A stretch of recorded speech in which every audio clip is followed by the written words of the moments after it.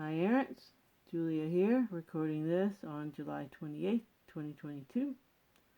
Hope you like that rock I painted. I used to paint rocks a lot, still have a few. That one reminds me of my friend James Brockhurst. Alright, resets in the simulation. If you really examine true history by exploring outside the mainstream narrative, then you'll most likely conclude that we were technologically advanced in the past and that there have been many resets. Jason from Archaic says that one reason for the resets is to keep us from advancing too far technologically. But I think that resets also help gain some order back into the system by destroying technology. I suppose it depends on how the technology is developed and utilized. It appears that some of the past civilizations were very adept at harmoniously incorporating their technological advancements with nature. Perhaps they used a combination of some sort of what we'd call magic along with technology. To me, some current technology appears quite magical, like the touch screen of a smartphone allowing me to communicate with people worldwide. Sure, if we're tapped into source, so to speak, we could use telepathy instead.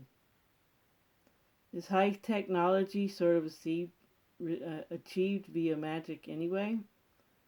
The ideas for innovations do often come into the minds of the human creators in supernatural ways. I would assume that all kinds of magic were used, including sex magic and black magic, to make advancements. If the advancements via material assignment or advancements via magic gone awry cause more chaos than order, then the issue could and would be remedied with a reset. It's possible that bringing order could be more the reason for resets than keeping us from discovering we're in a simulation. It's likely both reasons. Tom Campbell says that the creator of the simulation wants to be noticed, hence phenomena like crop circles. He says that what he calls the larger consciousness system, or LCS, loves it when we notice that it exists and looks to reward us for this revelation, and that the more our intention will help lower the entropy of the system, the more likely it is to manifest. Tom says we should strive to be love and lose all fear. Many consider Tom to be new agey and somewhat gullible. He definitely always comes from the positive perspective. He also doesn't doubt any of the mainstream narrative. All that being said about Tom, he has a lot of wisdom to offer from all the data he's accumulated.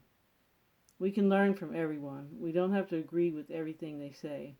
I think a lot of people hear something they disagree with and then they just stop listening to a particular person. It's best to look at the bigger picture if your ultimate goal is learning. Apologies for this tangent. Perhaps somebody needed to hear that. So, perhaps when we create more chaos than order, it's extreme reset time. Perhaps the simulacrum will only tolerate a certain degree of disorder. Too much chaos is not sustainable. If we observe the way we're living now, we can't deny that it's not sustainable. Just the packaging for the crap that's manufactured is overwhelming to even contemplate. Atoms, nature, us, everything is 99.999% empty space. Something everyone in science agrees on these days. The ancients surmised that we exist in an illusory reality as well. I suppose if you have beliefs otherwise, it's a difficult concept to accept. But consider how real dreams and out-of-body experiences are. Many report lucid dreams and out-of-body experiences as seeming more real than this reality does. How does any of that fit in a solid material world? It's similar to the flat earth debate. Okay, we're on a stationary plane, now what? Okay, we're in an illusory reality, now what? The answer to both questions is that we're in a highly sophisticated, biosentient, holographic simulation. And the good news is that the top-down probability and statistics model that we currently reside in allows us to create our reality with our intentions. Our intentions have the potential to modify future probability. There's also mathematical coding everywhere supporting simulation theory, if you know what to look for. Pi, Phi, and their product are revealed throughout nature and reality in general. And there's the number 2178. 2178 is the only number that doesn't reduce to zero when you take the difference between it and its inverse, continuing the process with each answer. It loops back to become 2178. It's almost more mind-boggling that every other number reduces to zero, most reducing to 9 first. We also have the fractality of nature. The macro and the micro are the same. We create our thoughts and intentions with our thoughts and intentions, just as whoever created the simulation does. It's like Russian dolls of creation. We are all powerful creators. Quantum physics has illustrated to scientism that the world is not material and fixed. It is vibrational and probabilistic. Nothing in the simulation exists until it is observed. When we close our eyes, reality is no longer being rendered in our reality.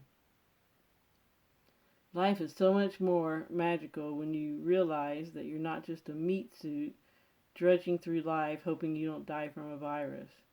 We errants need to make sure that we embrace our magic and live a fulfilling life. People don't like the notion of living in a simulation because they think that they are their avatar. We have to stay focused on the fact that we are immortal beings having experiences to help us grow and learn. Perhaps that's how nature works too. Trees, plants, other animals all have the potential to house immortal beings too. Maybe there are NPCs in nature as well. Whether the system is for us or against us really isn't relevant if we're in touch with our powers to manifest reality. People like Tom Campbell are happy to be in this reincarnation cycle, learning, growing, and helping others. I suppose when you learn how to play the game, it becomes fun and worthwhile. To me, it seems that the collective is taking a negative fear-based route, and since 2/3 are said to be NPCs, that would suggest the system is not on the side of lowering entropy, as Tom Campbell suggests. Or maybe it is, and that's why we're having the pending reset. Maybe AIX took control of the NPCs that are leading everyone towards a fear-based mindset. Regardless of the system's preference, we're definitely due for a reset, and 2040 is not that long from now. It can be difficult to grasp that none of this is solid. It is a very good illusion. We have to just embrace the beauty of this realm while learning the hard lessons from the pain. Bottom line is that we're immortal beings with the power to create our reality, and we're creating our reality whether we're aware of it or not. So make sure to always focus on what you want and always help others when you can. Thanks for listening, and I'll talk to you next time. Ciao, ciao.